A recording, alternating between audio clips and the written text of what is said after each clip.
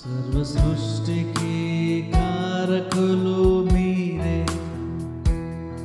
ఆ సృష్టికి కాపరి మీరే. మా మనసార మిమ్మునే కీర్తింతుము, ఎల్లప్పుడూ ప్రభువా ప్రార్థింతుము. సర్వ సృష్టికి కారకులు మీరే, ఆ సృష్టికి కాపరి మీరే. మా మనసార మిమ్మునే కీర్తింతుము, ఎల్లప్పుడూ ప్రభువా ప్రార్థింతుము.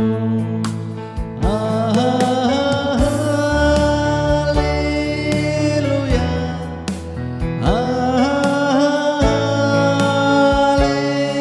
హల్లెలూయా,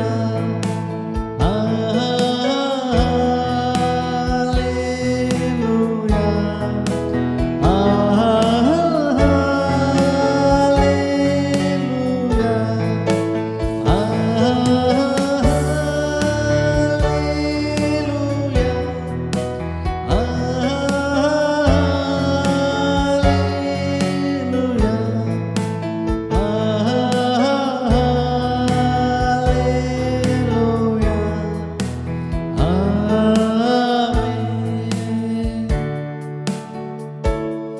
గగనం భూమి గతించిన నీ వాక్యం ఎన్నడూ మారదు. ఈ బ్రతుకి నశించిపోయినను విశ్వాసి స్థిరుడై జీవించును. గగనం భూమి గతించిన నీ వాక్యం ఎన్నడూ మారదు.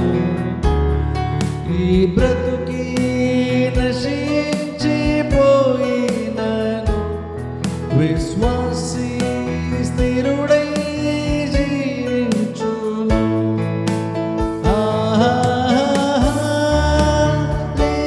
హల్లెలూయా,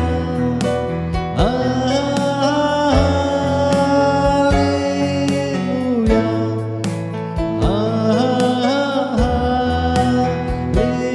హల్లెలూయా, హల్లెలూయా.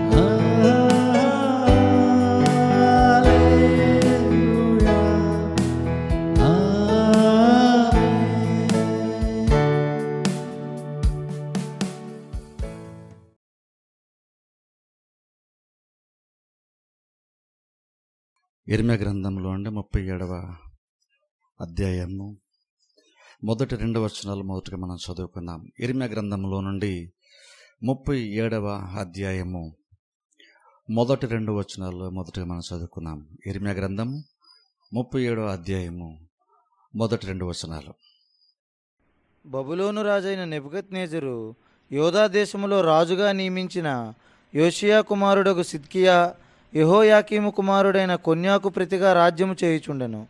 అతడైనను అతని సేవకులైనను దేశ ప్రజలైనను యెహోవా ప్రవక్త అయిన ఇర్మీయా చేత సెలవిచ్చిన మాటలను లక్ష్య పెట్టలేదు.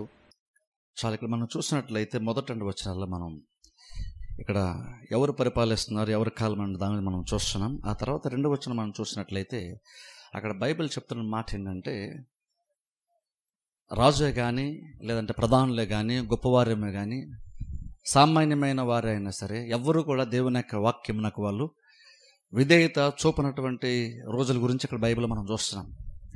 ఇప్పుడు కొన్నిసార్లు మనుషులంగా మనము ఎంత కఠినంగా మనం మారిపోయేటువంటి ప్రమాదం ఉందంటే, దేవుని యొక్క వాక్యము తరచుగా మనకి వస్తున్నప్పుడు కూడా కొన్నిసార్లు మనము వినలేనటువంటి స్థితుల్లో, లోబడలేని స్థితిలో కొన్నిసార్లు మనం ఉంటాం.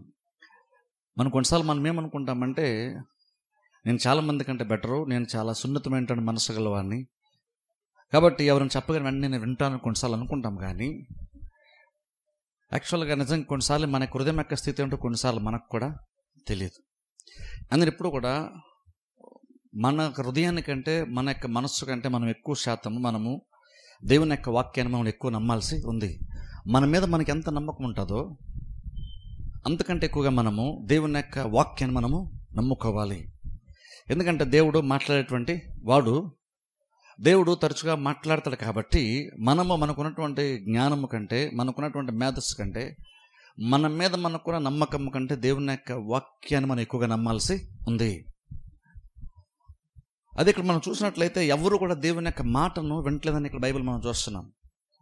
అప్పటికే చాలా కాలము ఇర్మీయా బోధిస్తూ వచ్చాడు. సుమారు 20 సంవత్సరాలు పైగానే ఇర్మీయా దేవుని యొక్క వాక్యాన్ని బోధిస్తూ వచ్చాడు. కానీ ఎవ్వరూ కూడా ఇర్మీయా యొక్క మాటను వాళ్ళు వినట్లేదని మొదటి 2 వచనాలు మన బైబిల్లో చూస్తున్నాం. ఆ తర్వాత చూస్తే చాలా విషయాలు చూడండి, అక్కడ దేవుడు మాట్లాడతాడు, చాలా విషయాలు జరిగినాయి. అక్కడ 3వ వచనం చదువుకుందాం.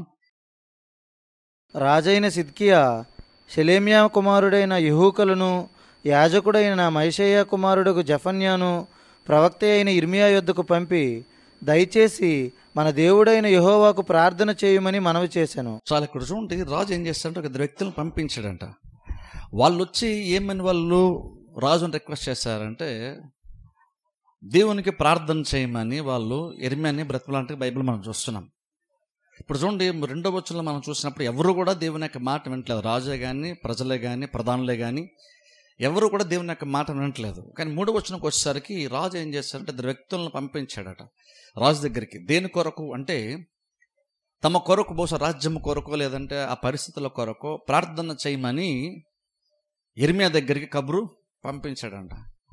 ఇప్పుడు ఇక్కడ మనం ఒక విషయం అర్థం చేసుకోవాలి. ఇక్కడ దేవుని యొక్క మాట వినడానికి ఇక్కడ రాజు కానీ ప్రజలు కానీ రెడీగా లేరు. కానీ ఇంకనూ ప్రార్థన మాత్రం చేయమని ఇర్మీయాని వాళ్ళు కోరుతున్నారు. ఇప్పుడు కొన్నిసార్లు ఏంటంటే మనము మాటకు లోబడాల్సిన టైంలో మనం యాక్చువల్గా కొన్నిసార్లు ఏంటంటే ప్రార్థన చేయమని కొన్నిసార్లు కొంతమంది అడుగుతుంటాం. మనం ప్రార్థన ఇంపార్టెంటే కాదంటలేదు, కానీ కొన్ని సందర్భాల్లో నిజంగా నువ్వు అడగాల్సింది నా కోసం ప్రార్థన చేయండి అని కాదు. యాక్చువల్గా నీకు నిజంగా అవసరమైంది ప్రార్థన కాదు, నీకు నిజంగా అవసరమైంది దేవుని యొక్క వాక్యము, లేదా దేవుని యొక్క వాక్యము వినటం, లేదా దేవుని యొక్క వాక్యం నాకు విధేయత చూపటం అవసరం.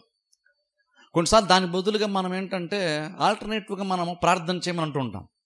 ఇక్కడ ఎందుకని ఇర్మీయా దగ్గరికి కొంతమంది 2 వ్యక్తులను పంపించి ప్రార్థన చేయమని అడిగాడంటే, బహుశా ఈ రాజు కొంచెం ఏంటంటే పరిస్థితులు చాలా దయనీయంగా మారుతున్నాయి కాబట్టి, ప్రాబ్లమాటిక్గా మారుతున్నాయి కాబట్టినేమో బహుశా తీవ్రతను బట్టి, పరిస్థితుల యొక్క ఒత్తిడిని బట్టి, ప్రభావాన్ని బట్టి ఇర్మీయా దగ్గరికి మనుషులను పంపించి ప్రార్థన చేయమని మనవి చేశాడట. ఇప్పుడు నిజంగా కొన్నిసార్లు మనం కూడా ఏంటంటే ప్రాబ్లమ్స్ ఎక్కువైనప్పుడు ఆ డెస్పరేషన్లో, అంటే ప్రాబ్లమ్స్ ఎక్కువగా ఉన్నాయి కాబట్టి ఏం చేయాలో తెలియక పరిస్థితులకు ఒత్తిడిని బట్టి కొన్నిసార్లు మనం ప్రార్థన చేయమని మనం కొంతమంది యొక్క ప్రార్థన సహాయం మనం నిజంగానే మనం కోరుతూ ఉంటాం. బహుశా నిజంగా దేవుడు ఏదో సహాయం చేయాలని కాదు, లేదా మనం ప్రార్థన చేసామంటే దేవుని ఏదో వెతికేమని కాదు. యాక్చువల్గా ప్రాబ్లం ఉంది కాబట్టి ప్రాబ్లం ఎలాగోలా తీరితే సరిపోద్ది అనేటువంటి ఒక ఆలోచనతో కొన్నిసార్లు మనము ప్రార్థన సహాయం మనం కోరుతాం. ప్రార్థన అందుకే చూడండి, చాలామంది ఏంటంటే ప్రార్థన చేయమన్నప్పుడు ఏంటంటే వాళ్ళు నిజంగా యాక్చువల్గా ప్రార్థన యొక్క ప్రత్యేకత కానీ ప్రార్థన గొప్పతనం కానీ చాలామంది తెలియదు. అందుకే కనబడిన ప్రతి వాళ్ళని ప్రార్థన చేయండి అడుగుతూ ఉంటారు. ఇప్పుడు చూడండి, కొన్నిసార్లు ఏంటంటే అది కొంతమంది అడగటం మంచిదే కాదన్నాం, కానీ నార్మల్ అంటే చాలామందికి ఏంటంటే విశ్వాసులకి ఏంటంటే ఎవరన్నా పాస్టర్ గారు లేదంటే విశ్వాసులు కనబడితే వెంటనే ప్రార్థన చేయమని అడిగేస్తుంటారు. ప్రార్థన చేయండి దీనికోసం అంటాం. అవతల మనం కూడా ఏంటంటే ప్రార్థన ఒకవేళ చేయకపోయినా సరే తప్పకుండా చేస్తాను అంటాం, కానీ చెయ్యం. ఎందుకంటే అడిగినోడు కూడా నిజంగా సీరియస్ అడగలేదు యాక్చువల్గా, అలాగే చెప్పిన కూడా నిజంగా సీరియస్గా చేస్తామని చెప్పలేదు. కొన్నిసార్లు మనం ఏంటంటే అలా సూపర్ఫిషియల్గా బ్రతికేస్తుంటాం, పైన భక్తి జీవితాన్ని గడిపేస్తుంటాం. మనం ఇక్కడ నిజంగా సిన్సియర్గా నా ప్రార్థన కోరి ఏదో దేవుడు తలదూర్చాలి, దేవుడు కార్యం చేయాలి అని దేవుని వెతికేటువంటి క్రమంలో ఆయన ప్రార్థన సహాయాన్ని కోరలేదు. ఆయన యాక్చువల్గా సిచ్యువేషన్ ఎవరు రెండో వచనంలో మనం చూస్తే ఎవరు దేవుని యొక్క మాటను వారు వినట్లేదు. అంటే బేసిక్గా దేవుని గురించి పట్టింపే వారికి లేదు. కాకపోతే ప్రాబ్లం ఉంది కాబట్టి ఆ ప్రాబ్లం తీర్పడానికి విరుగుడులాగా పరిష్కారంలాగా ప్రార్థన పనిచేస్తుంది అనుకొని ప్రార్థన చేయమని కోరాడు. అయితే యాక్చువల్ ఇక్కడ ఇర్మియా దానికి ఏం రెస్పాన్స్ ఇచ్చాడో ఏమని స్పందించాడో యాక్చువల్ మనకైతే ఇక్కడ లేదు. కానీ కొన్నిసార్లు మనం కూడా ఏంటంటే ప్రార్థన చేయమని అడుగుతున్నప్పుడు కొన్నిసార్లు మనం ఒకరిని అడిగే ముందు కొన్నిసార్లు మనం పరీక్షించుకోవాలి. మనం నిజంగా సీరియస్గానే ప్రార్థన మీద మనం ఆధారపడి మనం ప్రార్థన చేసుకుంటే నిజంగా ప్రార్థన అంటే చాలా బలమైంది కాబట్టి దేవునికి మొర్ర పెడితే దేవుడు ఉత్తరమిస్తాడు కాబట్టి ఎవరో ఒకరు ప్రార్థన తప్పకుండా దేవుడు ఆలకిస్తాడు కాబట్టి మనం నిజంగా ప్రార్థన మీద మనకు నమ్మకం ఉంది, దేవుని మీద నమ్మకం ఉంది కాబట్టి అని దేవుని అడుగుతున్నాం లేదో పరీక్షించుకోవాలి. కొన్నిసార్లు మనం అందరూ క్యాజువల్ ఊరిని కనబడిన ప్రతి వాళ్ళకి ప్రార్థించిన అటువంటి కూడా అంత జ్ఞానానుసారమైనటువంటి విశ్వాస జీవితము కాదు. కొంతమందిని అడగడం మంచిదే, అలాగని ప్రార్థన సహాయాన్ని అడగడం కరెక్ట్ కాదని చెప్పట్లేదు, మంచిదే. కానీ కనబడిన ప్రతి వారిని ఊరినే మనం సీరియస్గా కాకుండా నిజమైన ఉద్దేశము కాకుండా నోరు చేసి ప్రార్థన చేయండి నా గురించి మాత్రం ఎప్పుడు మనం అడగకూడదు. ఇక్కడ రాజు ఏంటంటే పరిస్థితులను బట్టి అడుగుతున్నాడు, కానీ నిజంగా ఏదో ఇర్మియా ప్రార్థన చేయాలి, నిజంగా దేవుడు ఇర్మియాకి ప్రార్థన ఆలకిస్తాడు, మా పరిస్థితులు తలదూర్చి ఆయన పరిష్కరిస్తాడు అనేటువంటి ఆలోచన ఏమాత్రం కూడా లేదు. ఎందుకంటే ఇక్కడ యాక్చువల్గా దేవుడు వాక్యాన్ని ఇచ్చినప్పుడు కూడా ఇర్మియా ద్వారా మాట ఎందుకు ఇస్తున్నాడు, ఎందుకు ఇర్మియా ప్రవచిస్తూ ఉన్నాడు అంటే యాక్చువల్గా సమస్య పరిష్కారంగానే ఇర్మియా ప్రవచిస్తున్నాడు. కానీ ఇర్మియా చెప్పేది వాళ్ళకు వద్దు, కానీ ఇర్మియా ప్రార్థన మాత్రం వీళ్ళకి కావాలి. కొన్నిసార్లు ఏంటంటే మనము దేవుని యొక్క మాట వినాల్సిన టైంలో దేవుని యొక్క మాట వినకుండా మనం ఏదో దేవుని చెప్పుకుందా లేదా మీరందరూ ప్రార్థన చేయండి మా కోసం అని కొన్నిసార్లు మనం చెప్పే ప్రయత్నం చేస్తుంటాం. ప్రార్థన మంచిదే, నేనేం దాన్ని తక్కువ చేసి మాట్లాడలేదు, కానీ కొన్నిసార్లు అయినా సరే కనీసం ఒక మనిషి ఒక విశ్వాస యొక్క జీవితంలో యాక్చువల్గా వాక్యం వినాల్సిన టైంలో దేవుడు ఏం చెప్తున్నాడో నాకు చెప్పండి అనాల్సిన టైంలో దేవుని నుండి మనం వినాల్సి ఉంటగా దేవుని యొక్క మాట మనం వినకుండా మన మాట దేవుడు వినాలి అనేటువంటి ఒక ఆలోచన మనం ముందుకెళ్తుంటాం. అదేనంటే ప్రార్థన అంటే పరిష్కారం గురించే కదా మనం ప్రార్థన చేస్తాం అనుకుంటున్నాము.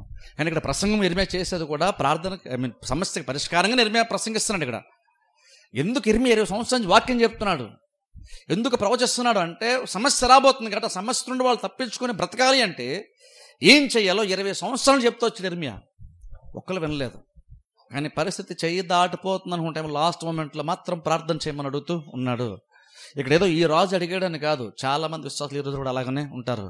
ప్రాబ్లం ఉన్నాడు మాత్రం చర్చ సెన్సర్ వచ్చేసి ప్రాబ్లం ఉంది కాబట్టి ఇప్పుడు సాక్ష్యం చెప్పేసి అందరూ ప్రార్థన సహాయాన్ని కోరుతుంటాం మనం. కానీ యాక్చువల్ నువ్వు ఈ రోజు ప్రార్థన సహాయాన్ని కోరడం కంటే నిన్న మొన్న కానీ నిజంగా దేవుని యొక్క వాక్యాన్ని వినుండి లోబడి ఉంటే బహుశా నీకు ఇప్పుడు ఎంత ప్రాబ్లం వచ్చి ఉండేది, బహుశా కాదేమో. కొన్నిసార్లు అలా కూడా మనం ఆలోచించాలి. ఇక్కడ ముందు మాట వినలేదు కానీ ప్రాబ్లం వచ్చిన మాత్రం ప్రార్థన చేయమని కోరుతున్నాడు. ఎందుకంటే ప్రార్థన చేయని ప్రతి వాళ్ళు అడుగుతున్నారు కాబట్టి అది గొప్ప ఆత్మీయస్థితిలో వాళ్ళు ఉన్నారని అనుకోవడానికి వీలు లేదు. కొన్నిసార్లు మంచిదే, అలాగే అడిగిన ప్రతి వారిని నేనేం తక్కువ చేసి మాట్లాడలేదు. అప్పుడప్పుడు నేను కూడా ఎవరికైనా చెప్తాను ప్రార్థన చేయమని. కానీ మనం ఏంటంటే అది జెన్యూన్గా అడగాలి, కానీ ఏదో పైన ఊరిని ఏదో చెప్పడం కోసం మనం దేవుని అలాగే మనం విశ్వాసాన్ని అలాగే మనం అడగకూడదు. మనం అడుగుతున్నామంటే అది నిజంగా సిన్సియర్గా అడగాలి. మనం ప్రార్థన చేసుకున్నది నిజంగా దేవుని దగ్గర నుండి రావాలని మనం ఆశపడ్డాం కాబట్టి ప్రార్థన సహాయం మనం కోరాలి.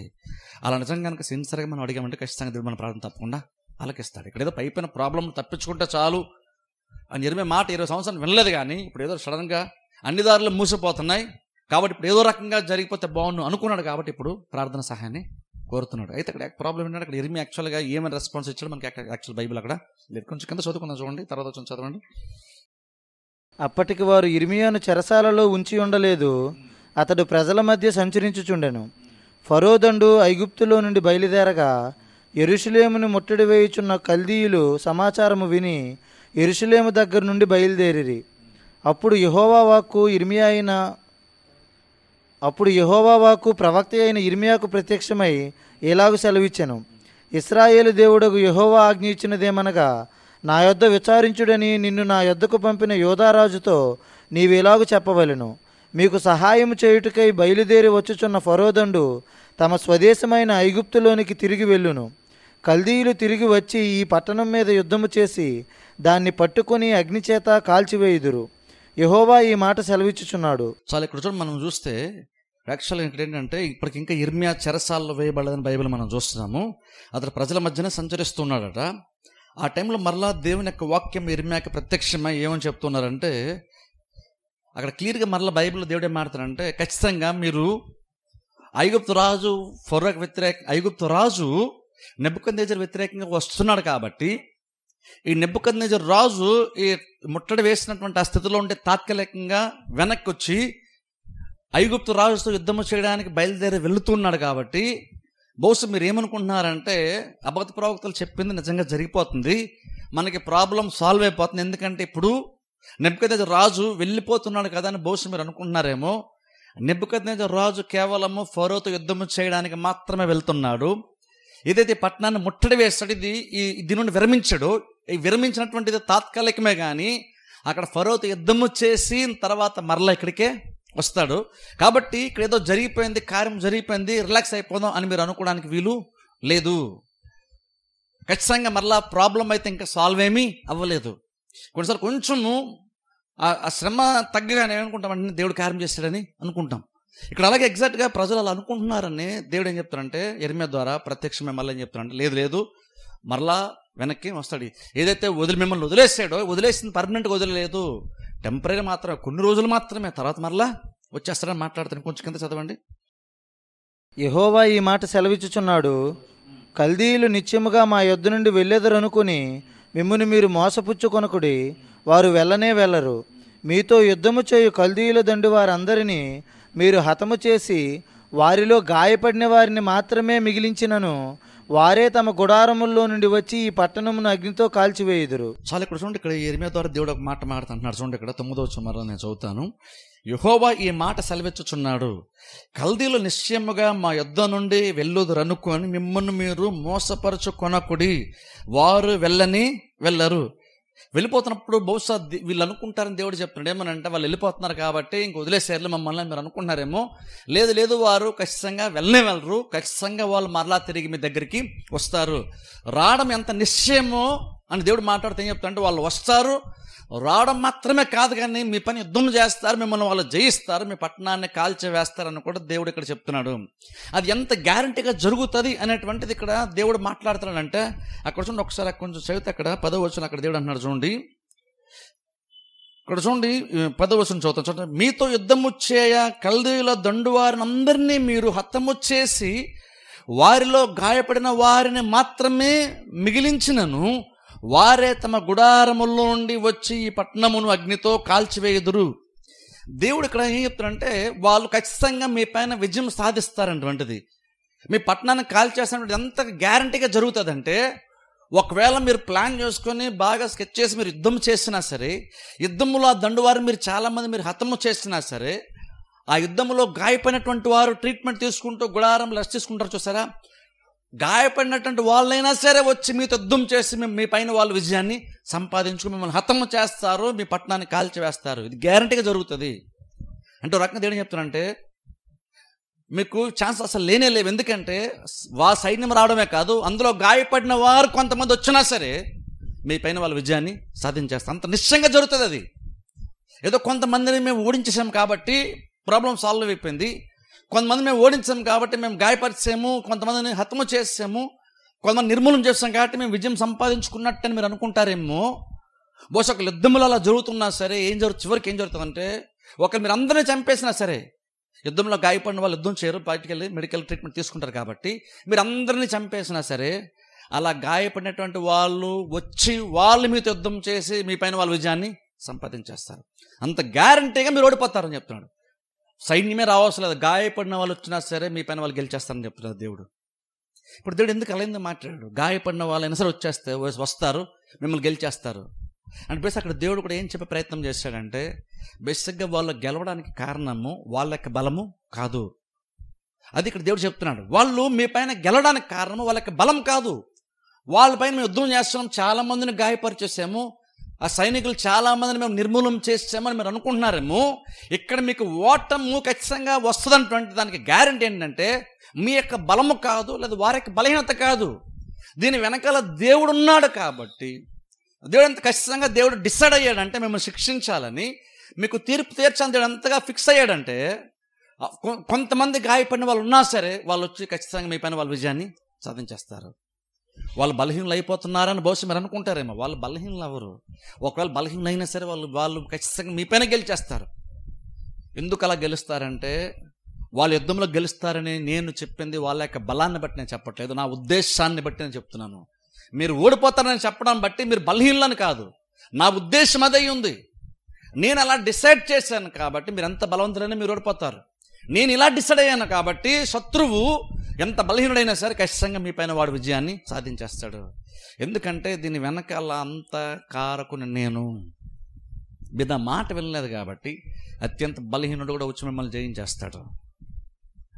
అదే కనుక మీరు నా మాట వినుంటే మీరెంత బలహీనులైనా సరే, బహుశా లేదా శత్రువు ఎంత బలవంతుడైనా సరే, మీరెంత బలహీనులైనా సరే ఖచ్చితంగా యుద్ధంలో మీరు విజయాన్ని సంపాదించుకుంటారు. కారణం ఏంటంటే యుద్ధంలో విజయాన్ని ఇచ్చేటువంటిది నేను కాబట్టి.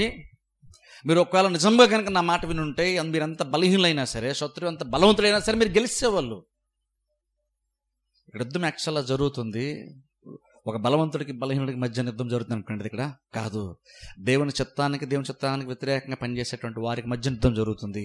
అల్టిమేట్ చివరిగా జరిగేది దేవుని చిత్తమే కాబట్టి దేవుడే గెలుస్తాడు. కాబట్టి శత్రువు ఒకవేళ బలహీనుడైనా సరే ఆ బలహీనుని దేవుడు ఒక ఇన్స్ట్రుమెంట్ లాగా, ఒక పనిముట్లాగా వాడుకుంటాడు. కాబట్టి ఖచ్చితంగా శత్రువు మీ పైన విజయాన్ని వాళ్ళు సంపాదిస్తారు. గాయపడిన వాళ్ళే వస్తారు, మీతో యుద్ధం చేస్తారు, మీ పైన విజయాన్ని సాధిస్తారు. వాళ్ళు మీ పట్టణాన్ని కూడా వాళ్ళు కాల్చి వేస్తారు. అంటే గ్యారంటీగా జరుగుతుంది దేవుడు చెప్తున్నాడు. మీరు ఎంతసేపు మీరు శత్రువుని చూస్తున్నారు, మీరు శత్రువుకి తిరిగి మీరు ప్లాన్ చేసుకుని ప్రయత్నం చేస్తారు. మీరు నా తట్టు ఇంకా తిరగట్లేదు. మీరు బహుశా నా తట్టు తిరుగుండుంటే మీకు చాలా వరకు మీకు ప్రాబ్లం సొల్యూషన్ మీకు దొరుకుండేది. మీరు నా తట్టు తిరగకుండా ఎంతసేపు మీరు శత్రువు గురించి ఆలోచన చేస్తున్నారు. కాబట్టి శత్రువు చాలా బలహీనైనా సరే కావచ్చు, బలహీన స్థితిలో ఉండి యుద్ధంలోకి వచ్చినా సరే ఖచ్చితంగా వాడు గెలుస్తాడు. ఎందుకంటే వారికి విజయం ఇవ్వాలని నేను డిసైడ్ అయ్యాను కాబట్టి. అంటే అర్థం ఏంటంటే, నార్మల్గా మనం ఎంత బలవంతులు అనుకున్నా, మనం ఎంత జ్ఞానవంతులు అనుకున్నా సరే, దేవుడు కనుక మన పక్షాన లేకపోతే మనం ఏ సమస్యను కూడా మనం యాక్చువల్గా నిజంగా తీర్చుకోలేము. కొన్నిసార్లు మనకేంటంటే మన జ్ఞానం మీద, మన బలం మీద మనకు చాలా నమ్మకం. మనకి ఎంత నమ్మకం అంటే ఆ నమ్మకం దేవుని కంటే ఎక్కువగా మనకు మించిపోద్ది.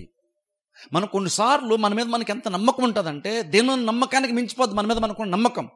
నేను జ్ఞానవంతుని కాబట్టి, నేను ఇంతకుముందు చాలా ప్రాబ్లమ్స్ వచ్చినాయి, నేను సక్సెస్ఫుల్గా నేను సాల్వ్ చేసుకున్నాను కాబట్టి ఇక ముందు ప్రాబ్లమ్స్ అయినా సాల్వ్ చేసుకున్నా కొన్నిసార్లు మనం అనుకుంటాం మనం అలాగా.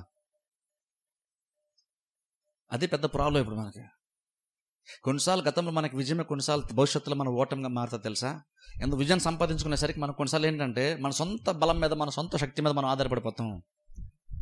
గతంలో విజయం వచ్చింది మంచిదే, కొన్నిసార్లు ఫ్యూచర్ మన ప్రాబ్లం కాదు నిజంగా. కొన్నిసార్లు విజయమే మన ఓటమికి తర్వాత కారణమవుతుంది. ఎందుకంటే విజయం వచ్చేసరికి మనం ఏంటంటే ఫ్రెండ్సేపు మన శక్తి, మన సామర్థ్యం అనుకుంటాం. దేవుడు కూడా అదే చెప్పారు కదా ఇజ్రాయెల్ ప్రజలకి, మీరు కానాను దేశం వెళ్ళిపోయిన తర్వాత అక్కడ వెళ్ళి శుభ్రంగా మీరు తిని తృప్తిగా ఉన్న తర్వాత బహుశా మీ మనసు మధ్య మీరు అనుకుంటారు, ఇది మా బలము, మా సామర్థ్యము, ఇది మా బాహుబలము, ఇంత స్థితి మాకు కలుగు చేసిన బహుశా మీరు అనుకుంటారేమో. అంటే అర్థం ఏంటి, అంత గొప్ప కానాను దేశాన్ని వాళ్ళు స్వతంత్రించుకోవడానికి కారణం ఖచ్చితంగా వాళ్ళ యొక్క బలం అయితే కాదని దేవుడు చెప్తున్నాడు. కానీ మనిషి నిజంగా దేవుడి సపోర్ట్తోనే సంపాదించుకున్న తర్వాత ఎప్పుడో భవిష్యత్తు తన బలం అనుకుంటాడా అంటే ఖచ్చితంగా అనుకుంటాడట. దేవుడు చెప్తున్నాడు ఆ మాట, నేను అనట్లేదు. దేవుడే మనకి ఇచ్చిన తర్వాత, దేవుడే యుద్ధంలో విజయం ఇచ్చిన తర్వాత కూడా దేవుడే నిజంగా స్పష్టంగా మనకు సపోర్ట్ చేస్తేనే ఎరుకుగోళ్ళు పడిపోయిన విషయం మనకు తెలుసు. దేవుడు యుద్ధం చేస్తేనే మన విజయం సంపాదించాం మనకు తెలుసు. దేవుడు హస్తం చాస్తేనే ఎర్ర సముద్రం పాయలేదు కూడా మనకు తెలుసు. అవన్నీ అప్పుడు జరుగుతాడో మనం కళ్ళ ముందే చూస్తాం. కానీ అక్కడ వెళ్ళిపోయిన తర్వాత ప్రాబ్లం అన్నీ సాల్వ్ అయ్యి సెటిల్ అయిపోయిన తర్వాత అంతా బాగున్న తర్వాత ఏమనుకుంటాం తెలుసు, వెనక్కి తిరిగి అదంతా నేనే కదా, నా సామర్థ్యం బట్టి అనుకుంటాం మనం. వెంటనే సడన్గా మన బలము, మన శక్తి, మన సామర్థ్యం, మన బాహుబలం అనుకుంటాం. ఎప్పుడైతే నువ్వు అలా అనుకున్నావో దాంట్లో నెక్స్ట్ టైం ఖచ్చితంగా నీకు ఓటమి గ్యారంటీ. ఓటమి గ్యారంటీ. ఎందుకంటే ఏది కూడా మన శక్తి సామర్థ్యాల మీద మనము విజయం సంపాదించుకోలేం, ఏ మంచి కూడా మనం పొందుకోలేం. ప్రతిదానికి దేవుని యొక్క సపోర్ట్ మనకి అవసరం. ఇక్కడ దేవుడు చెప్తున్నాడు. బహుశా మీరు అనుకుంటారేమో మీ బలం మీద అయితే ఏది కూడా మీరు, అందుకని క్రీస్తుని చూస్తాను, నాకు వేరుగుండి మీరు ఏమీ చేయలేరు. నిజంగా బిలీవర్ అన్నవాడు ప్రతివాడు ఆ మాటకి ఇస్తాను అన్నారు. అంటే మనిషిగా క్రీస్తు మనల్ని గౌరవిస్తూనే మన స్థితి గురించి మాట్లాడారు. మీరు అసలు నిజంగా నేను లేకపోతే మీరు ఏది మీకు చేత కదని ధ్యానిస్తాడు దేవుడు. అలాగని మనల్ని తక్కువ చేసి మాట్లాడతాను కూడా కాదు క్రీస్తు. ఒరిజినల్గా మన యొక్క స్థితి ఏంటో దేవుడు యేసుక్రీస్తు ప్రయత్నం చేస్తాను. నాకు వేరుగుంటే మీరు ఏమీ చేయలేరు అంటే సింపుల్గా చెప్పాలంటే, రఫ్గా చెప్పాలంటే, నేను లేకపోతే మీకు ఏది చేత కదన్నాడు దేవుడు యేసుక్రీస్తు. ఆ మాట ఏం చేయాలంటే యాక్చువల్గా అది ఏదో క్రీస్తు మనకు అవమానపరచడానికి అన్న మాట కదా అది. ఎందుకు ఆ మాట చెప్పండి, నువ్వు నిజంగా ఏది చేసుకోలేవు కాబట్టి నువ్వు నా మీద ఆధారపడ్డు అనడానికి, నువ్వు ఆయన తట్టు తిరగడానికి, ఆయన పైన ఆధారపడడానికి, నిన్ను బలపరచడానికి, ప్రేరేపించడానికి ఆయన మాట అన్నాడు. ఆయన మోస్ట్లీ చాలామంది విశ్వాసుల మనం ఏంటంటే దేవుని నమ్ముతున్నాం అనుకుని చెప్పుకున్నట్టు మనమే చాలా సందర్భాల్లో దేవుని కంటే లేదా దేవుని యందు విశ్వాసం ఉంచి దేవుని యొక్క ఎబిలిటీ మీద, దేవుని యొక్క శక్తి సామర్థ్యం మీద ఆధారపడవలసిన మనము ఆ టైంలో దేవుని మీద ఆధారపడవలసిన టైంలో మనం కొన్నిసార్లు మన మీద మనం ఆధారపడుతుంటాం. అలా ఎప్పుడైతే అలా ఆధారపడతామో ఖచ్చితంగా ఫ్యూచర్లో ఖచ్చితంగా ఓటమి గ్యారంటీగా వస్తుంది. ఇక్కడ దేవుడు అయితే చెప్తున్నాడు యాక్చువల్గా, వాళ్ళు గాయపడినటువంటి వాళ్ళు వచ్చినా సరే ఎందుకు గెలిచేస్తారు, గాయపడిన వాళ్ళు వచ్చినా సరే ఎందుకు మీ పట్టణాన్ని కాల్ చేస్తారంటే, అక్కడ వాళ్ళంత బలవంతులని కాదు, లేదా మీరు బలహీనులని కాదు, నేను వారి పక్షానికి వెళ్ళిపోతున్నాను కాబట్టి, మిమ్మల్ని తీర్పు చేసిన నేను వారి పక్షానికి వెళ్తున్నాను కాబట్టి వాళ్ళు గెలుస్తారు, మీరు ఓడిపోతారు. అర్థం ఏంటంటే దేవుడు మన పక్షాన్ని ఉండడం మనకి ఎంత ఇంపార్టెంట్ ఒకసారి ఆలోచించాను. నువ్వెంత బలహీనుడివి, నువ్వెంత బలవంతుల దిశ కాదు, ఇక్కడ దేవుడు మన పక్షాన ఉన్నాడా లేదా. అందుకని పౌరులు మన లోకంలో ఉన్నవానికంటే మనలో ఉన్నటువంటి వాడు గొప్పవాడు అంటున్నాడు పౌరులు. ఖచ్చితంగా మనం నమ్మాలి. ఇక్కడ వాళ్ళ ప్రాబ్లం వల్ల అదే, వాళ్ళు అనుకుంటున్నారంటే ఈజీ గెలిచేస్తాను అనుకుంటున్నారు, కానీ అది కాదు. ఎందుకంటే నేను మిమ్మల్ని ఓడిస్తాను, నేను వారికి విజయాన్ని ఇస్తాను. కొంచెం కింద చదవండి. ఇంకా 11వ వచనం. ఫరో దండునకు భయపడి కల్దీయుల దండు యెరూషలేము ఎదుట నుండి వెళ్ళిపోగా ఇర్మియా బెన్యామీను దేశములో తన వారి యొద్ద భాగము తీసుకొనుటకై యెరూషలేము నుండి బయలుదేరి అక్కడికి పోయెను. అతడు బెన్యామీను గుమ్మమునొద్దకు రాగా ఈరియా అను కావలి వారి అధిపతి అక్కడ నుండెను. అతడు హనన్యా కుమారుడైన షెలేమ్యా కుమారుడు. అతడు ప్రవక్త అయిన ఇర్మియాను పట్టుకొని, నీవు కల్దీయులలో చేరబోచున్నావని చెప్పగా ఇర్మియా, అది అబద్ధము, నేను కల్దీయులలో చేరబోవటలేదనెను. అయితే అతడు ఇర్మియా మాట నమ్మనందున ఈరియా ఇర్మియాను పట్టుకొని అధిపతుల యొద్దకు తీసుకుని వచ్చెను. అధిపతులు ఇర్మియా మీద కోపపడి అతన్ని కొట్టి తాము బందీగృహముగా చేసి ఉన్న లేఖికుడైన యోనాతాను ఇంటిలో అతన్ని వేయించిరి. చాలా ఇక్కడ చూడండి, బైబిల్ మనం చూస్తే ఇక్కడ జరిగిన 11 వచ్చి మనం చూసుకుంటే ఇక్కడ జరిగిన సంఘటన ఏంటంటే, ఇర్మియా ఇంకా జైల్లోకి వెళ్ళక మునుపు.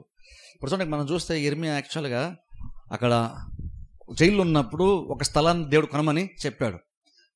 బబులోను రాజు నెబుకద్నెజర్ రాజు వచ్చి పట్టణాన్ని ముట్టడి వేసినప్పుడు దేవుడు ఖచ్చితంగా వీళ్ళు వెళ్తారు మళ్ళీ తిరిగి వస్తారనేటువంటిది ప్రూవ్ చేయడానికి ఇర్మియాని ఒక స్థలం, వారి బంధువుల యొక్క స్థలమును కొనమని దేవుడు చెప్పాడు. అది కొన్నాడు. ఇప్పుడు అది చూడడానికి ఇర్మియా తన సొంత గ్రామానికి వెళ్తున్నాడు. వెళ్తున్నప్పుడు అక్కడ ఉన్నటువంటి ఒక అధిపతి ఏం చేశాడంటే ఇర్మియాని పట్టుకొని క్వశ్చన్ చేశారట. ఏమని అంటే చూడండి, అక్కడ ఏమంటాడంటే ఆ క్వశ్చన్ ఏంటంటే అక్కడ ఒకసారి చదువుతాను, ఎందుకంటే మీకు బైబిల్ అయితే కొంచెం కన్ఫ్యూజ్గా ఉంటుంది. చూడండి 13వ వచనంలో 4 లైన్లో చూస్తే, నీవు కల్దీలలో చేరబోచున్నావని చెప్పగా, నీవు కల్దీలో చేరబోచున్నట్టు అర్థం ఏంటంటే బేసిక్గా నువ్వు కల్దీతో నువ్వు కలిసిపోయేవాట కదా అంటున్నాడు. నువ్వు కల్దీలో చేరబోచున్నావంటే అర్థం ఏంటి, వాళ్ళతో పాటు వెళ్ళిపోతావని కాదు, నువ్వు వాళ్ళతో కలిసేవంట కదా అంటున్నాడు. ఇప్పుడు ఎందుకు ఆ మాట ఎందుకన్నాడంటే, ఇర్మియా దేవుని యొక్క వాక్యాన్ని చెప్తూ ఉన్నప్పుడు అది యెరూషలేము ప్రజలకి, యూదా ప్రజలకి అది విరుద్ధంగా అనిపిస్తుంది, అది కల్దీయులకు అనుకూలంగా అది అనిపిస్తుంది. ఎప్పుడైతే ఆ ప్రసంగం వినేటప్పుడు అది ఒకరికి విరోధంగా ఉంది, పలానా వాళ్ళకి అనుకూలంగా ఉంది అనేటువంటి ఒక ఆ రకంగా మెసేజ్ అనిపించిందో వీళ్ళు ఏమన్నారంటే ఇర్మియా శత్రువులతో కలిసిపోయాడు, కల్దీలతో కలిసిపోయాడు.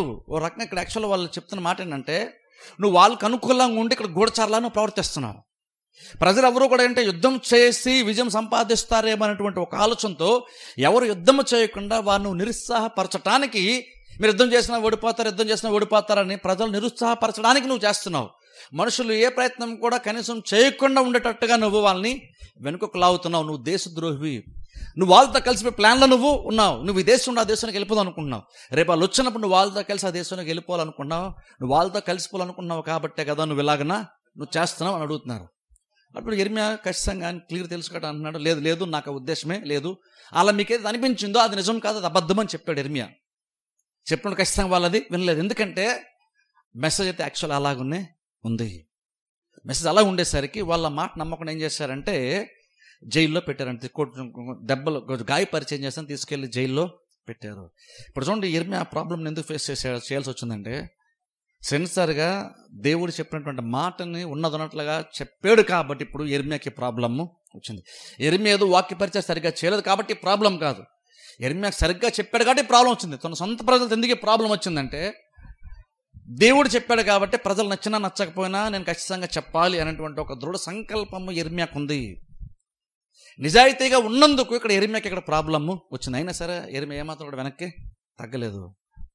అక్కడ ప్రూవ్ చేసిన ప్రయత్నం చేయలేదు. నేను మీకు వ్యతిరేకంగా కాదు అని చెప్పే ప్రయత్నం కూడా చేయలేదు. ఆయన ఏదైతే చెప్పాలో వాక్య బోధకుడిగా ప్రవక్తగా ఏదైతే చెప్పాలో దేవుడు చెప్పాలో దాన్ని చెప్పేశాడు. రిజల్ట్ మాత్రం యెరెమీయా ఎప్పుడు కూడా తన చేతిలో తీసుకోలేదు, రిజల్ట్ మాత్రం దేవుని చేతుల్లో పెట్టాడు. వాక్య పరిస్థితి జరిగిన తర్వాత ఎంతమంది నిజంగా వింటారు, ఎంతమంది తృణీకరిస్తారు, ఎంతమంది మెసేజ్కి అనుకూలంగా ఉంటారు, ఎంతమంది మెసేజ్ వ్యతిరేకిస్తారు, లేదా బోధించే వాడిని వ్యతిరేకిస్తారు అంటే బోధకునికి చేతులు యాక్చువల్గా ఉండదు.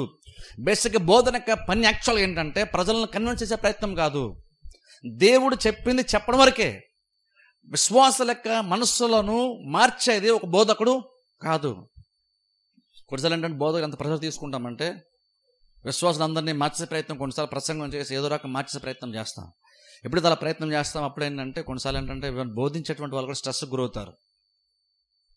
ఎవరు వాక్యాన్ని వినట్లేదని, ఎవరు సరిగ్గా మారట్లేదని కొన్నిసార్లు ప్రెషర్ ఫీల్ అయిపోతారు.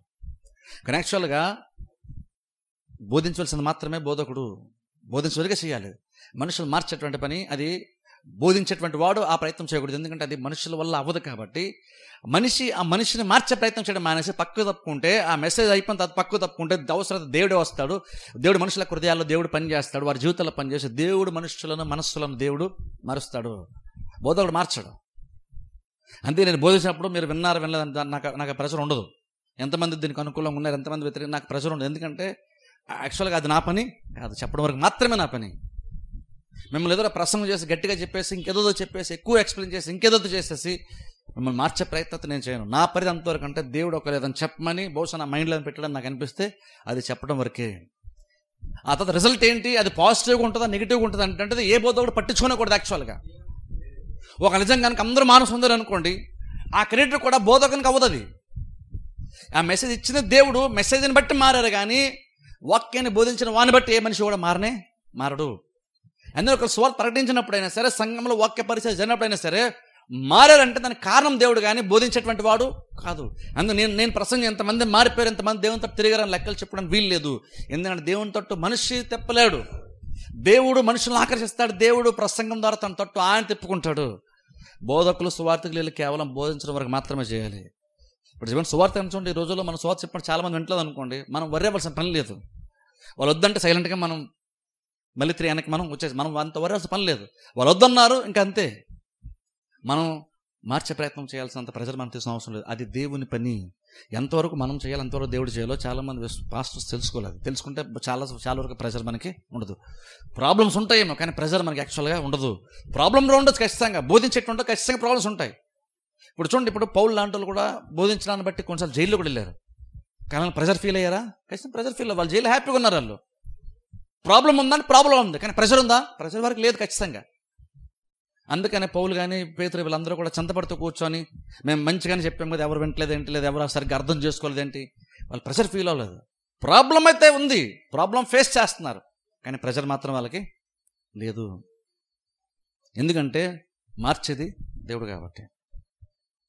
ఇక్కడ ఎగ్జాక్ట్ అంతే, ఇక్కడ కూడా అలాగే జరిగింది. యెరెమీయాతో వాళ్ళు అన్నారు, నువ్వు శత్రువుతో నువ్వు కలిసిపోయావు కదా, నువ్వు వాళ్ళతో పాటు అటు వెళ్ళిపోదాం అనుకుంటున్నావు కదా, నువ్వు వాళ్ళతో కలిసిపోయావు కదా అంటే లేదు నేనేం అలాగేం కాదన్నాడు. కాదని సరే వాళ్ళకి నమ్మకం కలగలేదు. ఇప్పుడు చూడండి, వాళ్ళకి నమ్మకం కలగకపోవడానికి కూడా ఒక రకంగా చెప్పంటే రీజన్ అలాగే ఉంటుంది.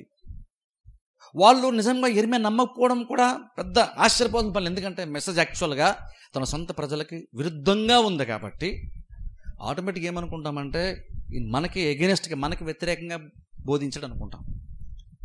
ఇప్పుడు నార్మల్ అదే జరుగుతుంది. ఇప్పుడు నేను రేపు ఎప్పుడైనా ఏదైనా చెప్పాను అనుకోండి, అబ్బో నచ్చపోతే నేను స్పెసిఫిక్గా నేను కావాలని మీకు వ్యతిరేకంగా చెప్పానేమో అని మీరు అనుకోవచ్చు. బహుశా అది నార్మల్ సహజంగా జరుగుతుంది అది. ఎందుకంటే మెసేజ్ వినేటప్పుడు బేసిక్గా అది అలాగనే ఉంటుంది కాబట్టి. కానీ యాక్చువల్గా అది వ్యతిరేకంగా మాట్లాడడం కోసం చెప్పబడినటువంటి ప్రవచనం కాదు, ప్రసంగం కాదు. అది దేవుడు చెప్పిన మెసేజ్ని చెప్పాడు. కానీ వీళ్ళు ఎవరికి నమ్మకం కలదు కాబట్టి తీసుకెళ్ళి గాయపరిచి జైల్లో పెట్టారట. అతను కొంచెం కింద చదువుకుందాం. ఇర్మియా చెరసాల గోతులో వేయబడి అక్కడ అనేక దినములు ఉండెను. పిమ్మట రాజైన సిద్కియా అతన్ని రప్పించుటకు వర్తమానము పంపి అతన్ని తన ఇంటికి పిలిపించి, యెహోవా యొద్ద నుండి ఏ మాట అయినను వచ్చెనా అని అడుగగా, ఇర్మియా, నీవు బబులోను రాజు చేతికి అప్పగింపబడెదవు అనుమాట వచ్చెననెను. మరియు ఇర్మియా రాజైన సిద్కియాతో ఇట్లా చాలా ఇక్కడ చూడండి, గమనిస్తాం మనము 16వ వచనం మన చేత. అక్కడ ఇర్మియా చెరసాల గోతిలో వేయబడిన తర్వాత మనం చూస్తున్నాం. అనేక దినములు జైల్లో ఉన్నాడట. ఆ తర్వాత మరలా ఒకసారి రాజు సిద్కియా రాజు ఏం చేశాడంటే ఇర్మియాకి వర్తమానం పంపించాడు. ఏమనంటే 17వ వచనం 3 లైన్ చూస్తే, యెహోవా యొద్ద నుండి ఏ మాట అయినను వచ్చెనా అని అడుగగా, ఇర్మియా మరలా ఏమంటున్నాడు అంటే, నీవు బబులోనులో రాజు చేతికి అప్పగింపబడేదవు అన్న మాట వచ్చిన నేను. ఇప్పుడు ఇంకా మెసేజ్ అయితే ఇంకేం మారలేదు. ఇర్మియాని ఇక్కడ అధికారులు కొన్ని అధిపతులు ఏం చేశారంటే శత్రువుతో కలిసాడు అనుకొని జైల్లో పెట్టారు. అలా జైల్లో పెట్టాడు. మరలా రాజు చూడండి, అక్కడ రాజు ఒకసారి రాజుకి ఎంత డెస్పరేషన్ ఉందో, రాజుకి సమస్య ఎలాగైనా తీరితే బాగుంది ఎంత తీవ్రతుందంటే, ఒకసారిమో ప్రార్థన చేయమని కబురు పంపించాడు, ఇంకోసారి మరలా కొందరు పంపించి అంటున్నాడు, దేవుని దగ్గర దాని సందేశం కొత్త ఏమైనా వచ్చిందా అని అడుగుతున్నాడు. ఇప్పుడు అక్కడ నిజంగా చూడండి, రాజు యొక్క దయనీయమైన పరిస్థితి మనకు అర్థమవుతుంది. అక్కడ రాజు రకంగా చెప్పండి చాలా కన్ఫ్యూజన్ స్టేట్లో ఉన్నాడు. ఇక్కడ వరకు ఇర్మియా చెప్పేది నమ్మబుద్దయట్లేదు, ఆయనకి ఇర్మియా చెప్పేది నమ్మాలనిపించలేదు. కానీ ఎందుకో ఇంకా నువ్వు ఇర్మియా దగ్గర నుంచి ఏదో తెలుసుకోవాలంటుంటే ఒక ఆశ, అది ఇర్మియా చెప్తే బాగుండు అని బహుశా అనుకున్నాడు. ఇక్కడ అబద్ధ ప్రవక్తలు చాలామంది ఉన్నారు, కానీ ఎందుకో కానీ ఇంకా నువ్వు ఇర్మియా చెప్పే మాట నమ్మట్లేదు. కానీ ఇర్మియా మీద ఇంకేదో కొంచెం నమ్మకం. అందుకని మరలా ఇర్మియా దగ్గరికి కబురు పంపించాడు, జైల్లో ఉండగా పంపించి అన్నాడు, దేవుని దగ్గర ఇంకేదైనా కొత్త ఏమైనా మెసేజ్ వచ్చిందా అంటే ఏదో చిన్న ఆశ అనమాట. అనుకూలంగా దేవుడు ఏదన్నా మాట్లాడతాడేమో, కొంచెం బెటర్గా ఉంటుందేమో స్థితి అనేటువంటి ఒక చిన్న ఆశతో తెలుసుకోవాలి అనేటువంటి ఒక ఆశ ఏంటంటే రాజు దగ్గరికి కబురు పంపించాడు, దేవుడు ఏదన్నా దేవుని దగ్గర నుంచి వర్తమానం వచ్చిందా అని. అని బేసిక్ రాజు యొక్క ఆశ ఏంటంటే ఈసారైనా మెసేజ్ మారుతుందేమో. ఇర్మియా చాలా కాలం 20 సంవత్సరాలు ఇదే చెప్తూ వచ్చాడు, ఈసారైనా మెసేజ్ మారితే బాగుంటుంది కదా. 20 సంవత్సరాలు ఇదే మాట వింటూ ఉన్నాం, ఇప్పటికైనా ఒకవేళ మెసేజ్ మారుతేమో చూద్దాం అనుకున్న ఆశగా ఇర్మియా దగ్గర మనుషులు పంపించి తెలిసిన ప్రయత్నం చేశాడు. కానీ ఇర్మియా దగ్గర మరలా అదే మాట వచ్చింది. రాజా కొత్తగా మెసేజ్ ఏమీ లేదు. ఇప్పుడు మరలా దేవుడు నాతో మాట్లాడాడు, దేవుని యొక్క వాక్యం నాకు ప్రత్యక్షమైంది రాజా. కానీ ఇంకో అదే మాట, ఖచ్చితంగా మీరు అందరూ చెరగా వెళ్ళిపోవడం ఖాయము, మీరందరూ వెళ్ళిపోతారు ఖాయం. మెసేజ్ మారలేదు. ఇంకా 20 సంవత్సరాలు గడిచిన తర్వాత ఇంకా మెసేజ్ మారలేదు. నువ్వు కొత్తగా ఏదో తెలిసిన ప్రయత్నం చేసావు కాబట్టి అని చెప్పేసి ఇర్మియా కూడా కొంచెం రాజుని ఏదో కొంచెం ఆశ చిగురింప చేయడానికి లేదా మోటివేట్ చేయడానికో, రాజు ఎక్కువ ఫీల్ అవ్వకుండా చేసే ప్రయత్నం కూడా ఇర్మియా అక్కడ చేయలేదు. ఇర్మియా రకంగా ఎంత దృఢ సంకల్పంతో ఉన్నాడంటే దేవుని యొక్క మాట తప్ప వేరే ఏ మాట కూడా రాజు చెప్పడానికి ఇష్టపడలేదు. ఇప్పుడు గమనించండి, ఇక్కడ చూడండి నిజంగా ఇర్మియా యొక్క స్థితి చూడండి. ఇర్మియా దేవుని యొక్క మాటకి అంత లోబడితే ఇక్కడ ఆలోచించండి ఒకసారి. ఇప్పుడు చూడండి, జనరల్గా చెప్పేయడం వేరు. జనరల్గా పబ్లిక్ ప్లేస్కి వెళ్ళిపోయి రాజు కానీ మీరందరూ కానీ రాజుతో సహా మీరు అందరూ చెరపట్టబడతారు, అక్కడికి వెళ్ళిపోతారు అని జనరల్గా చెప్పడం వేరు. కానీ ఇక్కడ రాజు పర్సనల్గా తన దగ్గరకు ఒక మనిషిని పంపించి దేవుడు ఏం చెప్పాడో చెప్పు అన్నప్పుడు కూడా ఇక్కడ 1 to 1 ఇక్కడ జనరల్గా 10 మంది ముందు నిలబడి చెప్పడం కాదు. ఒక ఆయన వచ్చి, రాజు లాంటి ఒక ఆయన వచ్చి, రాజు దగ్గర నుంచి ప్రతి ఒక ఆయన వచ్చి దేవుడు ఏమైనా చెప్పాడో, కొత్తగా ఏమైనా మెసేజ్ వచ్చిందని అడుగుతుంటే ఇంకా మళ్ళీ అదే మెసేజ్ని చెప్తున్నాడు. అందరి ముందు ఏ మెసేజ్ చెప్పాడు, ఒక్క వ్యక్తి వచ్చినా సరే ఎగ్జాక్ట్ అదే చెప్పాడు. ఇప్పుడు అందరి ముందు చెప్పేటప్పుడు ఎలా కఠినమైన మాటలు చెప్పడం చాలా ఈజీ. ఎందుకంటే ఒకవేళ అవసరమైతే వ్యతిరేకత వస్తే మనం తప్పించుకోవచ్చు. నేను మిమ్మల్ని మీ గురించి చెప్పాను, మీరు ఎందుకు అనుకుంటారు, వేరేగా అయి ఉండొచ్చు కదా అని మనం తప్పించుకోవచ్చు. అక్కడ ఎస్కేప్ అవడం, బోధించే వాళ్ళకి ఎస్కేప్ అవడం ఛాన్స్ ఉంది అక్కడ. కానీ ఒకలే చర్చకొచ్చినప్పుడు ఆ ఒకరికి ఎస్కేప్ ఎలాంటి మాట చెప్పమంటే క్లియర్గా మనం ఒక రకంగా ఏం చెప్పామంటే ఈ మెసేజ్ ఖచ్చితంగా నీకే, అది నీ గురించి కాదు, వేరే వాళ్ళ గురించి ఉండొచ్చు కదా, నువ్వు ఎందుకు అలా అనుకున్నా అని మనం తప్పించుకోవడం ఛాన్స్ లేదు. రాజు వచ్చాడు, అడిగాడు, అయినా సరే ఎగ్జాక్ట్ అదే చెప్తున్నాడు. అంటే బేసిక్ అర్థం ఏంటంటే నువ్వెంత నిజంగా ఆశపడి వచ్చినా సరే, నువ్వెంత ఆశపడి వచ్చా అన్నది ఇష్యూ కాదు. దేవుడు ఏం చెప్పడానికి దేవుడు ఇష్టపడతానది ఇష్యూ. నువ్వేం వినడానికి ఇష్టపడతావు అనేది ఇష్యూ కాదు. ఇక్కడ నువ్వేది వినడానికి ఇష్టపడ్డావు దేవుడు దాన్నే చెప్తాడని కాదు, దాన్నే చెప్తాడని కాదు. ఇక్కడ నువ్వేం వినాలో దేవుడు దాన్ని చెప్పే ప్రయత్నము చేస్తున్నాడు. కానీ ఇక్కడ రాజుకి ఏంటంటే ఇంకేదైనా డిఫరెంట్గా ఏదైనా తెలుసుకోవాలని ఆశ ఉంది. ఇప్పుడు కొన్నిసార్లు చూడండి, ఇది కూడా పెద్ద ప్రాబ్లమే విశ్వాసంలో. కొన్నిసార్లు అంటే మనకి ఏదన్నా దేని గురించైనా మనం దేవుని దగ్గర ఎదురు చూస్తున్నప్పుడు ఏంటంటే ఎవరన్నా ప్రవచిస్తారా, ఎవరన్నా ఏదన్నా చెప్తారని కొన్నిసార్లు మనం ఏంటంటే దేవుడి నుంచి ఒక ఆలోచన తెలుసుకోవాలని వెతికే ప్రయత్నం చేస్తుంటాం. కొన్నిసార్లు వెతుకుతూ ఉంటాం దేవుడు ఏం చెప్తాడేమో అని. కొన్నిసార్లు కొంతమంది అడుగుతారు, దేవుడు మీకు ఏం చెప్తే మాకు చెప్పండి, దేవుడు ఏమైనా బయలుపరిస్తే మీకు అనిపిస్తే చెప్పండి అంటారు కొంతమంది. కానీ గమనించండి, నిజంగా దేవుని దగ్గర ఏదన్నా తెలుసుకోవాలనుకుంటే నువ్వు యాక్చువల్గా వాక్యంకు బయటకు వెళ్ళి వాక్యంకు వేరుగా ప్రవచనం ద్వారా వేరే రీతిలో ఉన్న దేవుడు ఏదన్నా మాట్లాడి ఏదన్నా ఒక విషయాన్ని మనకు తెలుపుతాడేమో అని నార్మల్గా మనం ఆశపడకూడదు.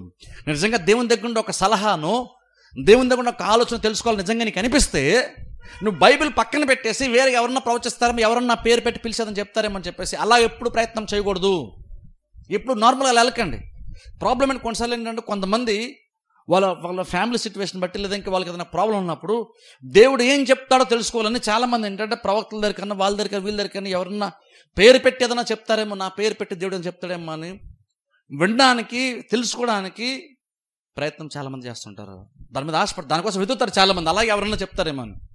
నేను అసలు నిజంగా నువ్వు దేవుని దగ్గర నీకు సలహా ఏదైనా కావాలనుకుంటే, దేవుని దగ్గర ఏదైనా ఆలోచన తెలుసుకోవాలి నీకు అనిపిస్తే బైబిల్ పక్కన పెట్టేసి ఎవరన్నా ప్రవచిస్తారేమో అని ఎప్పుడు వెతకద్దు.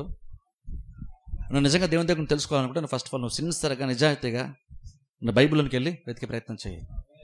బైబిల్ని వెతికే ప్రయత్నం చేయాలి. మనం కొన్నిసార్లు మనం ఏంటంటే చర్చిలో ఆదివారము, గురువారము, శనివారం ఇంకెప్పుడో మధ్యలో దేవుడు ప్రసంగం ద్వారా మనతో మాట్లాడుతుంటే మనం దీన్ని పక్కన పెట్టేస్తాం. దీని పక్కన ఇది వాక్యం కాదు, వాక్యం కాకుండా దేవుడు పర్సనల్గా నాతో ఏదో నన్ను డైరెక్ట్గా అనమాట నా పేరు పెట్టోలేదు ఇంక వేరే రకంగా దేవుడు మాట్లాడేమో అనుకుంటాం. నార్మల్గా దేవుడు అలాగున్నా మాట్లాడు. ఇన్ఫాక్ట్ ఇంకా చెప్పాలంటే కొంచెం సడన్గా దేవుడు వాక్యం ద్వారా కాకుండా బయట నుండి వేరే ఒకవేళ దర్శించేదన్నా నీతో మాట్లాడాలని చెప్పాలన్నా సరే అది నువ్వు అనుకున్నప్పుడు జరగదు. నువ్వు అనుకోకుండా ఉన్నప్పుడు కొన్నిసార్లు దేవుడు సడన్గా ప్రత్యక్షమైన నీతో కొన్నిసార్లు మాట్లాడతాడు. మీరు బైబిల్కి వెళ్ళి నార్మల్గా జరుగుతుంది. పౌలుని దేవుడు దర్శించినాడు, పౌలు వెతకలేదు క్రీస్తుని, కానీ సడన్గా క్రీస్తే ప్రత్యక్షమయ్యాడు. అలా బైబిల్లో మోసే విషయంలో కూడా చూడండి, మోసే అక్కడ పొద మండుతున్న టైంలో కూడా మోసే వెతికితే దేవుడు దర్శనం ఇవ్వలేదు. అక్కడ బైబిల్లో నార్మల్గా దేవుడు దర్శించేటప్పుడు వాళ్ళు వెతుకుతున్నప్పుడు దేవుడు దర్శనం ఇవ్వలేదు వాళ్ళకి. అనుకోకుండా సడన్గా దేవుడు ప్రత్యక్షమయ్యాడు.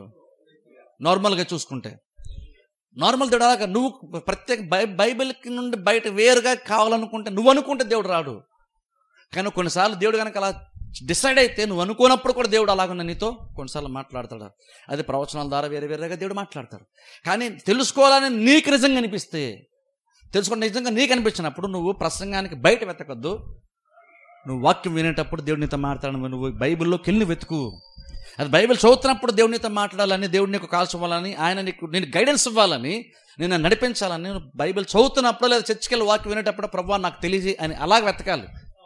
బైబిల్నే పక్కన పెట్టేసి ఎవరో ఒకరి ద్వారా ప్రవచనం ద్వారా లేదా వేరే వేరేగానో మన పేరు పెట్టో దేవుడు పిలిచి దేవుడు ఏదైనా చెప్తాడేమో అని ఎప్పుడు అలా వెతక్కండి. నువ్వు వాళ్ళు వెతికినంత మాత్రం జరుగుతున్న గ్యారంటీ ఏమీ లేదు.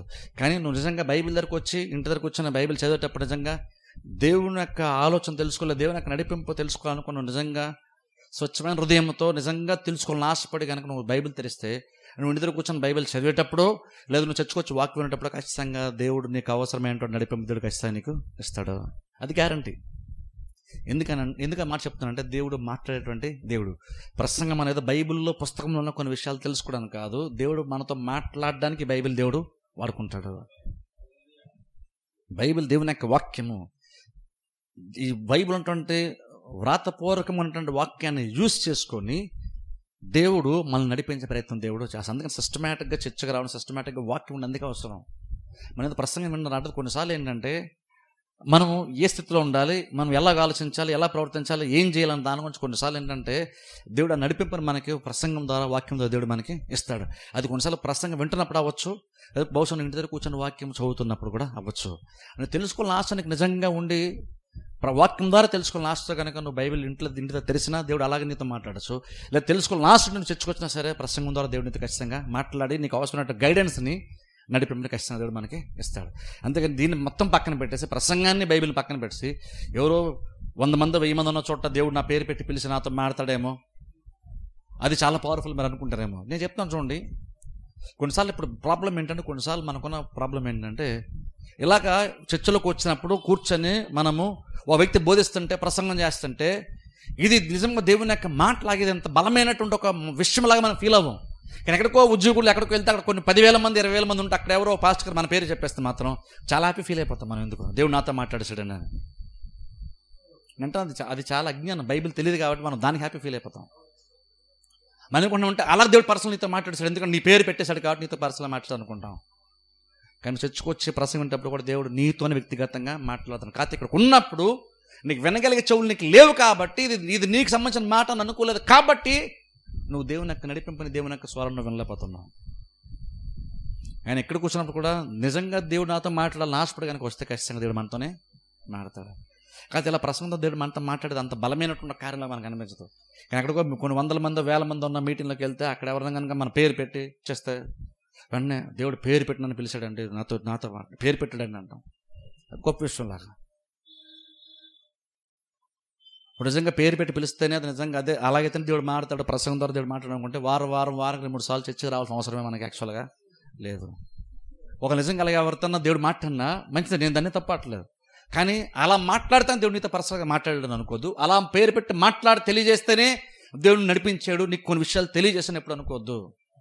నీకు పేరు పెట్టకుండా కూడా దేవుడు నీతోనే కొన్ని విషయాలు మాట్లాడతాడు. కాకపోతే వినగలిగే చెవులు మనసు మనకు ఉండాలి, ఉంటే అర్థమవుతుంది. ఈ రాజు అంటే ఏదో తెలుసుకోవాలని ఆశ ఉంది, ఏదో ఆశపడుతున్నాడు. అందరు చెప్పి చూస్తే పాపం రాజు చాలా కన్ఫ్యూజన్ ఉన్నాడు. ఇర్మియా మాట నమ్మాలని ఉంది కానీ ఒక రకంగా మధ్యలో నమ్మబుద్ధి కూడా కావట్లేదు. ఎందుకంటే మెసేజ్ అది ఆయనకి వినడానికి అంత ఆనందాన్ని ఇచ్చేటువంటి మెసేజ్ కాదు కాబట్టి ఇర్మియా దగ్గర నుండి మాట రావాలని ఉంది, ఇర్మియా చెప్తే వినాలని ఉంది. కానీ ఎలాంటి మాట కావాలో ఆయన డిసైడ్ చేసుకుంటున్నాడు. ఇలాంటి మాట ఇర్మియా నోటి నుండి వస్తే బాగుండు అనుకుంటున్నాడు. కానీ ప్రాబ్లం ఏంటి, ఇర్మియా నోటి నుండి మాట రావాలని ఆశపడుతున్నాడు. కానీ ఎలాంటి మాట రావాలో కూడా ఆయన ఆలోచిస్తున్నాడు. ఇలాంటిది అయితే బాగుండు అనుకుంటున్నాడు. కానీ ప్రాబ్లం ఏంటంటే అలాంటి మాట రావట్లేదు. నిన్న దేవుడు ఏది మాట్లాడాడు, మొన్న ఏదో మాట్లాడాడు, ఈరోజు అదే మాట్లాడుతున్నాడు. ఇర్మియా జైల్లో ఉన్నా బయట ఉన్నా రాజు పర్సనల్గా అడిగినా రాజు ఎవరు అడగకుండా కూడా ఇర్మియా వెళ్ళి ప్రసంగం చేసిన మెసేజ్ ఎప్పుడు ఒకలాగా ఇర్మియా చెప్తూ వచ్చాడు. మెసేజ్ మారలేదు. ఇక్కడ ఒకటే చెప్తున్నాడు రాజుకి, రాజు మారలేదు, రాజు మెసేజ్ మారలేదు. దేవుడు నాకు మాట ఇచ్చాడు, దేవుడు సెలవిచ్చాడు. కానీ ఏంటంటే ఖచ్చితంగా మీరు అందరూ కూడా చెరగా వెళ్ళిపోతారు. ఆ తర్వాత చూడండి, ఆ తర్వాత ఇర్మియా రాజును రిక్వెస్ట్ చేస్తున్నాడు. చదువుకుందాం చూడండి. మరియు ఇర్మియా 18 రాజైన సిద్కియాతో ఇట్లనెను, నేను నీకైనను నీ సేవకులకైనను ఈ ప్రజలకైనను ఏ పాపము చేసినందున నన్ను చెరసాలలో వేసితివి. బబులోను రాజు మీ మీదకైనను ఈ దేశం మీదకైనను రాడని మీకు ప్రకటించిన మీ ప్రవక్తలు ఎక్కడనున్నారు? రాజా, నా ఏలినవాడ, చిత్తగించి వినుము, చిత్తగించి నా మనవి నీ సన్నిధికి రానిమ్ము. నేను అక్కడ చనిపోకుండానట్లు లేఖకుడైన యోనాతాను ఇంటికి నన్ను మరలా పంపకము. కాబట్టి రాజైన సిద్కియా సెలవీయగా బంటులు బందీగృహశాలలో ఇర్మియాను వేసి పట్టణంలో రొట్టెలున్నంత వరకు రొట్టెలు కాల్చువారి వీధిలో నుండి అనుదినము ఒక రొట్టె అతనికి ఇచ్చుచూ వచ్చిరి. ఇట్లు జరుగుగా ఇర్మియా బందీగృహశాలలో నివసించెను. చాలు చూడండి, ఇక్కడ రాజు విషయం మెసేజ్ తెలుసుకొని వచ్చినప్పుడు ఆ తర్వాత ఇప్పుడు వెంటనే ఇర్మియా రిక్వెస్ట్ చేస్తున్నాడు. ఇక్కడ ఏంటి రిక్వెస్ట్ అంటే రాజు అడుగుతున్నాడు, రాజా నేను ఏ తప్పు చేశానని మీరు నన్ను జైల్లో బందీగృహంలో నన్ను ఉంచారు? ఇక్కడ నేను యాక్చువల్ నేను చనిపోతున్నాను. ఎందుకంటే యాక్చువల్ చూడండి, ఆ రోజుల్లో జైల్లో ఉండడం అంటే, అందులో స్పెసిఫిక్ ఇలాంటి జైల్లో ఉండడం అంటే అర్థం ఏంటంటే ఆ ప్లేస్ అంత హైజీనిక్గా ఉండదు, అంత శుభ్రంగా ఉండదు. కాబట్టి అక్కడ యాక్చువల్గా ప్రాబ్లం ఏంటంటే రోగాలు వచ్చేటువంటి ప్రమాదం ఉంది. జైల్లో ఉన్నాం, ఆహారం మనకు సమృద్ధిగా దొరకదు, సరైన వాటర్ మనకు దొరకదు, వాతావరణం బాగోదు, ఫ్రెష్ ఎయిర్ మనకు దొరకదు, ఈవెన్ ఆహారం కూడా సరైన ఆహారం మనకి దొరకదు. త్వరగా చనిపోయేటువంటి ప్రమాదం జైల్లో ఉంటుంది. ఇంకా ఈ రోజుల్లో ఉండే జైలు కొంచెం బెటర్. ఆ రోజుల్లో అయితే చాలా భయంకరంగా జైలు ఉండే, సరైన వెంటిలేషన్ కూడా యాక్చువల్గా ఉండదు. అలాగే ఆ రోజుల్లో ఉండే. ఇప్పుడు ఇర్మియా చూడండి, ఇర్మియా రాజుతో రిక్వెస్ట్ చేసి అడుగుతున్నాడు. ఏమంటున్నాడు తెలుసా? రాజా, ఇక్కడ నన్ను యాక్చువల్గా మీరు జైలు ఎందుకు నన్ను పెట్టించారు, నేనే తప్పు చేశాను. దేవుడు చెప్పిన మెసేజ్ ఉన్నదంటే చెప్పాను అంతే కదా, అందులో చేసిన తప్పేమి ఉంది? నన్ను ఇలా తీసుకొచ్చి అన్యాయంగా నన్ను జైల్లో పెట్టారు, దయచేసి నన్ను కొంచెం బెటర్గా నన్ను ట్రీట్ చేస్తే బాగుంటుంది, నన్ను కొంచెం వేరే జైలుకి మారిస్తే బాగుంటుంది, నన్ను కొంచెం ఈ జైలు నుండి నన్ను తప్పించి వేరే జైల్లో పెడితే బాగుంటుంది. ఇక్కడ నేను చచ్చిపోతానేమో, ఇక్కడే కానీ కొంతకాలం ఉంటే నేను చచ్చిపోతానేమో అంటున్నాడు. ఇప్పుడు చూడండి, మనకు అనిపిస్తుంది ఇర్మియా అంత ధైర్యంగా ఉన్నవాడు నిజంగా రాజు దగ్గర ఇంత రిక్వెస్ట్ ఎందుకు మాట్లాడుతున్నాడు. కొంచెం మనకు అనిపిస్తుంది ఇలాగ రాజు దగ్గరికి వెళ్ళి ఇర్మియా రిక్వెస్ట్గా మాట్లాడుతుంటే మనకి అనిపిస్తుంది అంటే కొన్నిసార్లు ఇర్మియా అంతా హుందాగా బిహేవ్ చేయలేదేమో, మరీ కొంచెం బలహీనుడు అయిపోయా, ఏంటి నేను చచ్చిపోతాను ఇక్కడ జైల్లో ఉంటాను అంటున్నాడు అనుకుంటాం.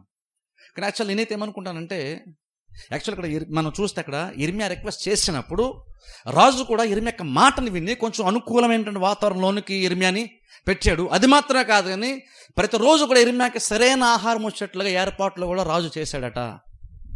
అదేం చెప్తుందంటే ప్రాబ్లం వచ్చినప్పుడు ఆ ప్రాబ్లంని బహుశా తగ్గించుకోవడానికి మనకున్నటువంటి జ్ఞానాన్ని బట్టి, మనకున్న అవకాశాన్ని బట్టి ఏ ఏ ప్రయత్నాలు చేయాలి అవన్నీ ప్రయత్నాలు యాక్చువల్గా మనం చేసుకోవడం కూడా జ్ఞానానుసారమే, అది దేవుని చిత్తమే. కొన్నిసార్లు మనం ఏమనుకుంటామంటే రాజు జైల్లో పెట్టించాడు, నేను ఎలాగే ఉంటాను, ఎంత ప్రాబ్లం ఫేస్ నేను అసలు తగ్గన ఇలాగే నిలబడిపోతాను, చచ్చిపోయారు ఇలాగే ఉండి చచ్చిపోతాను అనుకుంటాం. ఒకవేళ నిజంగా నువ్వు నిజాయితీగా నిలబడడం వల్లే నీకు ప్రాబ్లం వచ్చి ఉంటే, నువ్వు నిజంగా దేవుని చిత్తం చేయడం వల్లే నీకు ప్రాబ్లం వచ్చి ఉంటే, లేదా వేరే ఏ కారణం బట్టి అయినా సరే ప్రాబ్లం వచ్చి ఉంటే, ఆ ప్రాబ్లంని బహుశా ఆ ప్రాబ్లం కొంతవరకైనా తగ్గించుకోవడానికి, కొంచెం అనుకూలంగా మార్చుకోవడానికి ఏదన్నా అవకాశం ఉంటే అవకాశం యూస్ చేసుకోవడం తప్పేమీ కాదు. కొన్నిసార్లు చూస్ చేసుకుంటే మనం అనుకుంటామంటే రాజీ పడిపోయాడేమో ఇర్మియా అని కొన్నిసార్లు మనం అనుకుంటాం. అలాగేమీ కాదు. ఎందుకంటే ఇర్మియా కొంతకాలం బ్రతకాలి. ఎందుకు బ్రతకాలి అంటే ఇర్మియా దేవుని యొక్క వాక్యాన్ని ప్రకటించాలి, దేవుని చిత్తాన్ని చేయాలి, ప్రజల్ని దేవునిలో నడిపించాలి ఇర్మియా. సో కాబట్టి ఇర్మియా చచ్చిపోయినంత మాత్రం అది గొప్ప పేరు వచ్చేస్తుందని కాదు. ఇర్మియా 4 కాళ్ళ పాటు బతుకుంటే దేవుని కొరకు నిలబడతాడు, అందుకని నిలబడాలని ఇర్మియా అనుకుంటున్నాడు. అందుకన్నాడు రాజు ఇక్కడ ఉంటే చచ్చిపోతానేమో బహుశా, నేను ఇలాగే నన్ను జైల్లో వదిలేస్తే నాకు ఇక్కడ సరైన ఆహారం లేక, నాకు సరైన వస్తువులు లేక నేను చచ్చిపోతానేమో. కాబట్టి దయచేసి నేను రిక్వెస్ట్ చేస్తాను, నా మనవి కొంచెం ఆలకించి నాకు కొంచెం బెటర్ ప్లేస్లో నన్ను పెడితే బాగుంటుంది, నన్ను వేరే జైలు షిఫ్ట్ చేస్తే బాగుంటుంది, నాకు కొంచెం బెటర్గా ఆహారం మంచి బెటర్గా ఫుడ్ ఏదైనా మంచి ఆహారం ఇస్తే బాగుంటుంది అని రాజుకి రిక్వెస్ట్ చేసుకున్నాడంట ఇర్మియా. అయితే ఇంకో విషయం తెలుసా, ఇర్మియా నిజంగా జ్ఞానానుసారంగానే దేవుని చిత్త ప్రకారం ప్రవర్తించడానికి ఒక రుజువు ఏంటంటే, ఇర్మియాల మాటినప్పుడు ఇర్మియా యొక్క మాట వినడానికి ఇష్టపడినటువంటి రాజు సైతం ఇర్మియా యొక్క మాటకి లోబడి ఇర్మియా కొంచెం అనుకూలమైనటువంటి పరిస్థితుల్లోనికి ఇర్మియాని తీసుకెళ్ళి అక్కడ పెట్టాడు. నేను అనుకుంటా అంటే రాజు అది మార్చడానికి కాదు, రాజు బహుశా కొంచెం సాఫ్ట్గా ఉండొచ్చు ఇర్మియా మీద, కానీ ఇంకను అక్కడ దేవుడు కూడా ఆ రిక్వెస్ట్ని పరిగణలో తీసుకొని రాజు యొక్క మనసులో కార్యం జరిగించాడు. కాబట్టి రాజు కూడా ఇర్మియాకు కొంచెం అనుకూలంగా ఫస్ట్ టైం ప్రవర్తించాడు. ఇక్కడ ఇప్పటివరకు ఎవ్వరు కూడా ఇర్మియాకు అనుకూలంగా ప్రవర్తించిందే లేదు. ఇర్మియాకి ప్రతిసారి మెసేజ్ చెప్పిన ప్రతిసారి వ్యతిరేకత వచ్చింది, అన్యాయమే జరిగింది ఇర్మియాకి. కానీ అనుకుంటే 20 సంవత్సరాల పరిచర్య తర్వాత ఒక్కసారి ఇర్మియా రిక్వెస్ట్ చేస్తే ఫస్ట్ టైం బహుశా ఇర్మియాకు అనుకూలంగా కొంత పరిస్థితి ఇక్కడ మారింది. మంచి జైల్లో పెట్టించాడట. అది మాత్రం కాదు కానీ రాజ్యంలో ఆహారం ఉన్నంత వరకు ఇర్మియాకు కూడా ఆహారం రావాలని రాజు ఆజ్ఞాపించాడట. అది ఎంత గొప్ప విషయం ఒకసారి ఆలోచించండి. రాజ్యంలో ఆహారం ఉన్నంత వరకు ఇర్మియాకు కూడా రావాలని రాజు డిసైడ్ చేశాడు అక్కడ. అంటే రాజ్యంలో కొంతమందికి ఆహారం లేకపోవచ్చు, కానీ రాజ్యంలో ఆహారం ఉంటే మాత్రము అది ఖచ్చితంగా అందులో ఒక భాగం ఇర్మియా ఖచ్చితంగా వెళ్తుంది. అలాగే రాజు అనుకూలమైన నిర్ణయాన్ని తీసుకుంటా కొంచెం బెటర్గా ఇర్మియా యొక్క స్థితిని దేవుడు రాజు ద్వారా మార్చడనొచ్చు. అలా మారడానికి కూడా కారణం కూడా ఏంటంటే ఇర్మియా కొంచెం జ్ఞానం ఉపయోగించి రాజుని రిక్వెస్ట్గా అడిగాడు. అలా అడిగినప్పుడు దేవుడు కూడా బహుశా పనిచేశాడు రాజుకి మనసులో, రాజు కూడా అనుకూలంగా స్పందించాడు. దీన్ని బట్టి మనం తెలుసుకోవాల్సిన విషయం ఏంటంటే కొన్నిసార్లు మనకి ఏదైనా ఒక ప్రాబ్లం వస్తే ఆ ప్రాబ్లంని బహుశా పూర్తిగా సాల్వ్ చేసుకోలేకపోవచ్చు, కానీ ఆ ప్రాబ్లం యొక్క తీవ్రతను తగ్గించుకోవడానికి మనం కొంచెం ఆలోచించి ఏమేమి చేయాలో మనుషులకు మన ప్రయత్నం మనం చేసి మనకున్న సర్కిల్లో ఏదైతే మనం అంత ప్రయత్నం చేస్తే ఆ ప్రయత్నాన్ని దేవుడు కూడా సఫలపరిచి కొంచెం మన స్థితి, మన ప్రాబ్లం ఉంటున్న స్థితి నుండి కొంచెం బెటర్గా దేవుడు కూడా మారుస్తాడు.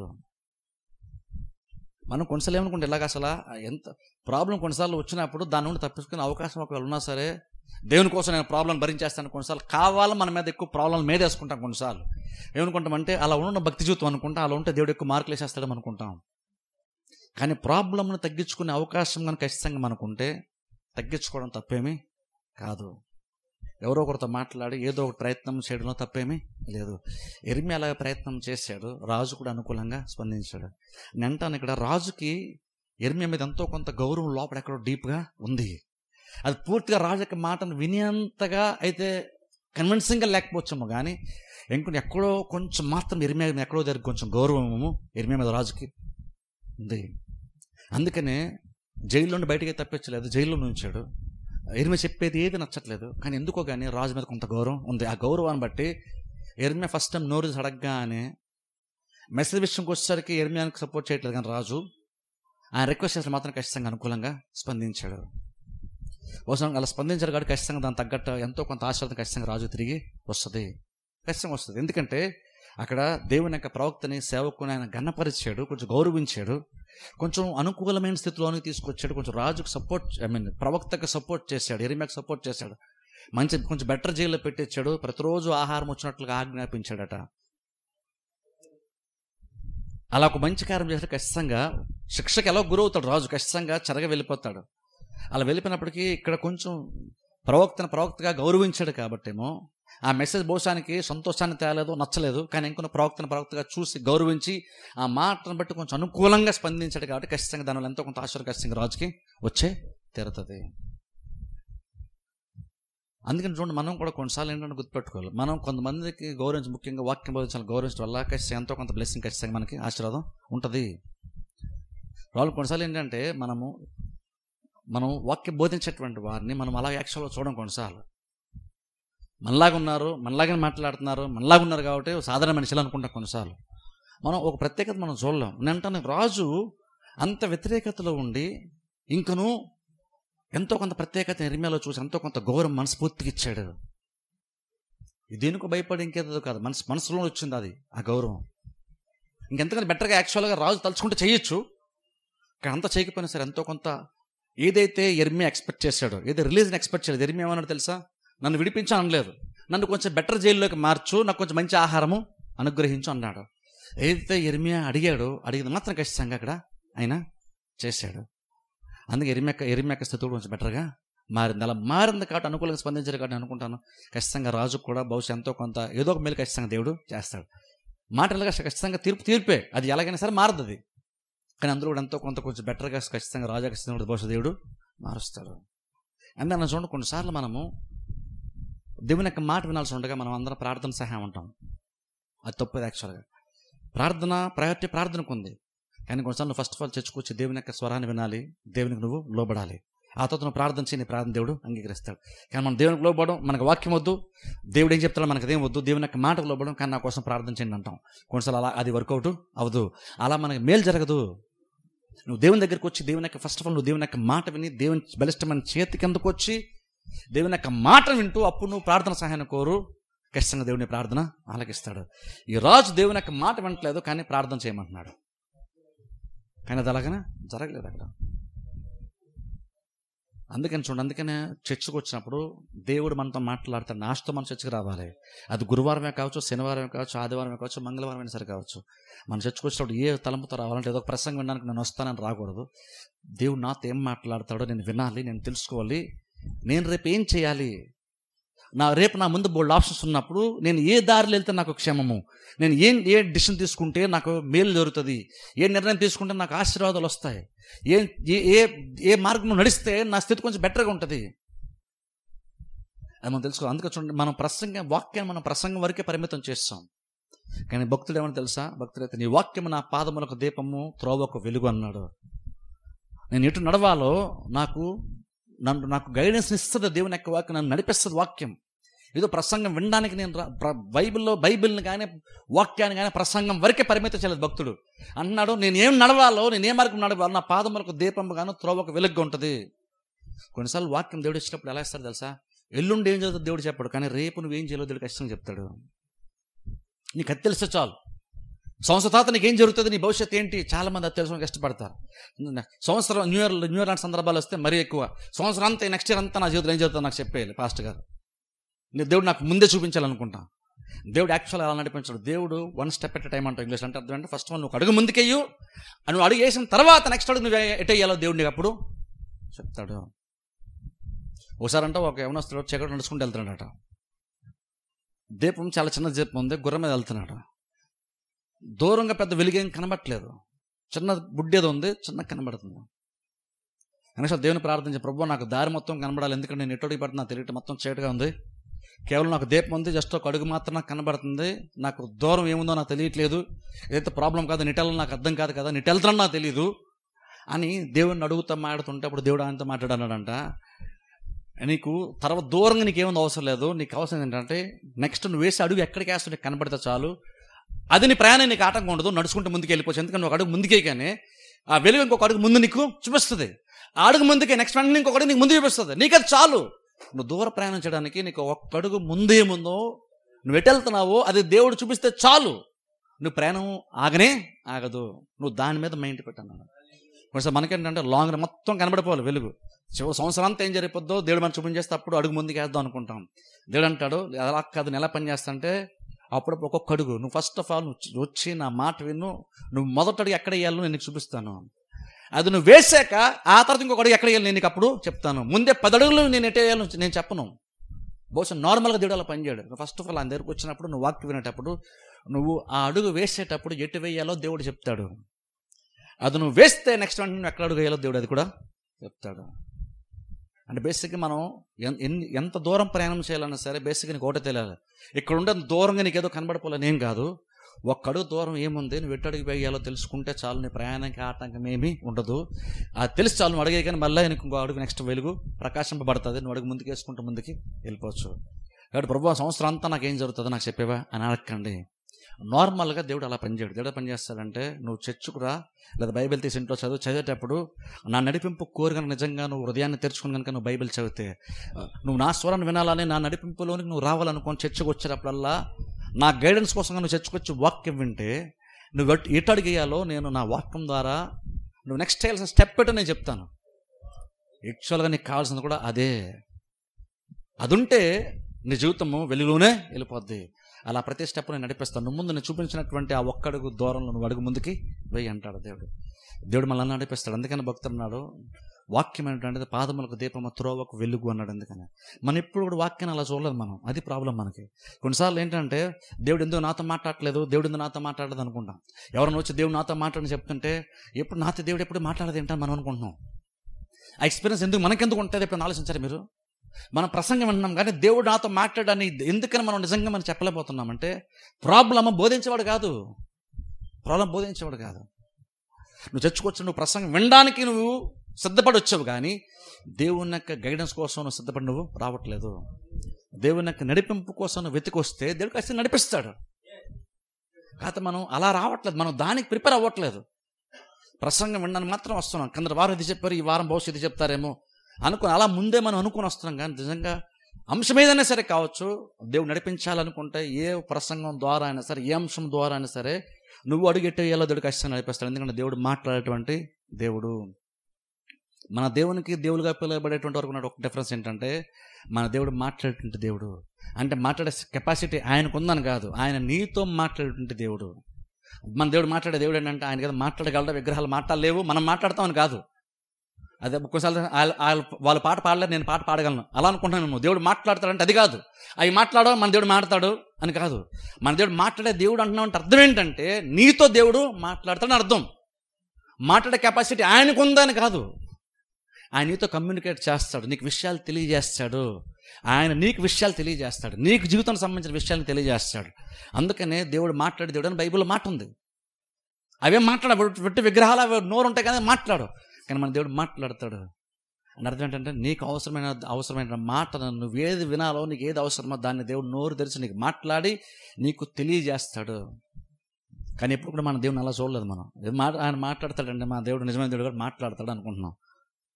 తీరా ఆయన మాట్లాడే దేవుడు అంటున్నాం కానీ ఆయన మాట తప్ప మనం వినట్లేదు. అందుకని ఎవరైనా వచ్చి దేవుడు నాతో నిజంగా మాట్లాడాలంటే మనకు అది అర్థమే కాదు. అది ఎలా ఉంటుందా అని ఆశ్చర్యపోతున్నాం మనం. ఇన్ని సంవత్సరాల నుంచి కూర్చొని వాక్యం వింటున్నాం కానీ దేవుడు మాట ఎలా ఉంటుందో కొన్నిసార్లు మనకు తెలియట్లేదు.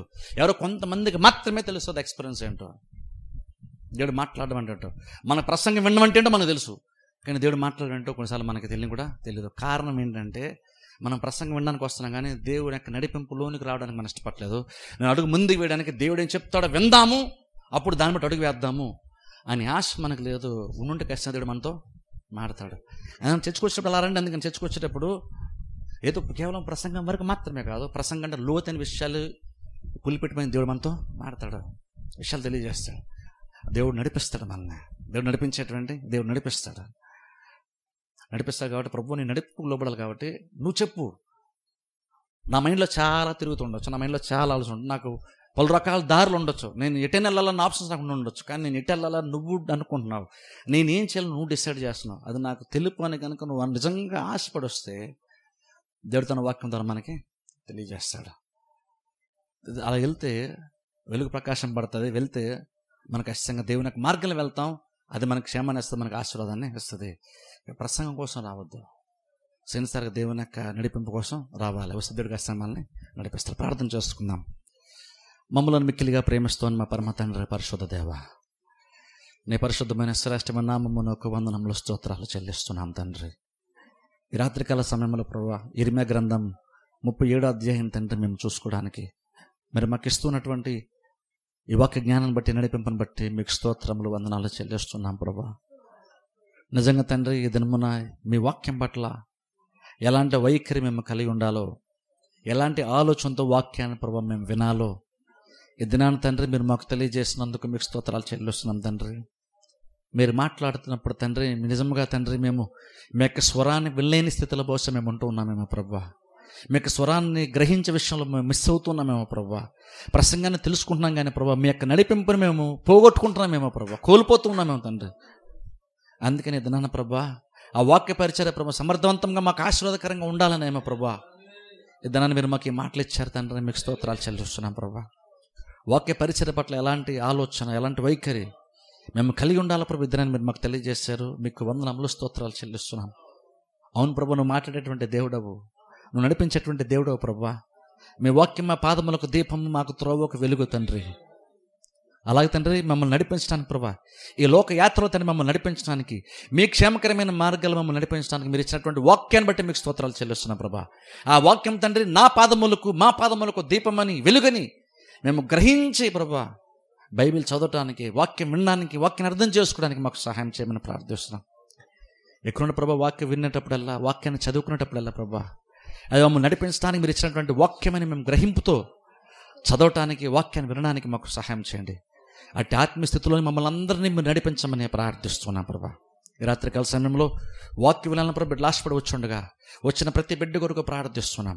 నూతనంగా వచ్చిన ప్రతి బిడ్డ కొరకు ప్రార్థిస్తున్నాం తండ్రి. బిడ్డలందరినీ ప్రభు మీరు దీవించండి తండ్రి, ఆశీర్వదించమని ప్రార్థిస్తున్నాం ప్రభా. మీ యొక్క రాజ్యాన్ని, నీతిని మొదట వెతుకుతూ ప్రభా బిడ్డలు వచ్చుండగా బిడ్డలందరినీ మీరు దీవించి ఆశీర్వదించండి. ఎవరి ప్రభు ఏ సమస్యలతో, ఆర్థిక ఇబ్బందులతో ప్రభా, రోగములతో, బలహీనలతో వచ్చున్నారు తండ్రి, వారందరి కొరకు ప్రార్థిస్తున్నాం ప్రభా.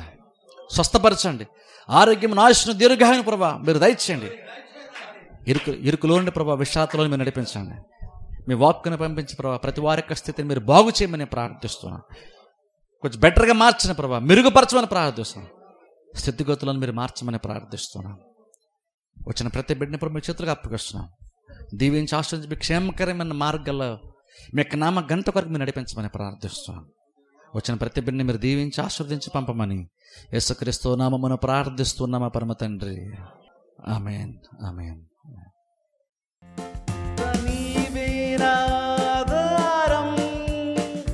నీ ప్రేమకు